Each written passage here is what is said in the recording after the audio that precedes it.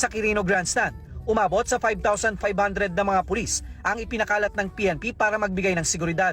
Bukod pa yan sa 1,300 na mga tauhan ng MMDA na tumulong naman sa pag-alalay sa trapiko.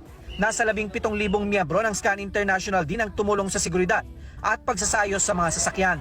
We are having no problem. Kasi nga, kagaya ng sinabi ko, pati sa road blockade, sa parking, sa flow ng tao is may kasama po tayong SCAN. Sila po lahat yung nag-guardian at saka yung MMDA, nag-maximum deployment po sila.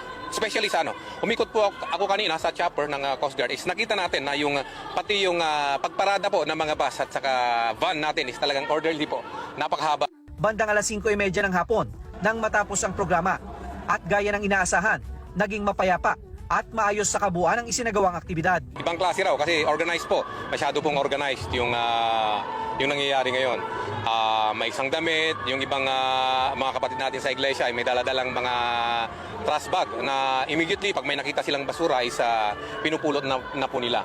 At saka yung PNP hindi po nahihirapan sa pagpapanatili ng orderliness because within the ranks of the Iglesia ni Cristo ay may mga marshals po. Yun po yung sa mga katauhan po ng mga SCAN po natin at talagang organized po yung pagkakakamada po.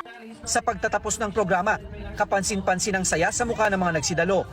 Hindi baka sa kanilang mga mukha ang puyat at pagod sa maghapong pakikiisa sa aktibidad. Saya po. Dahil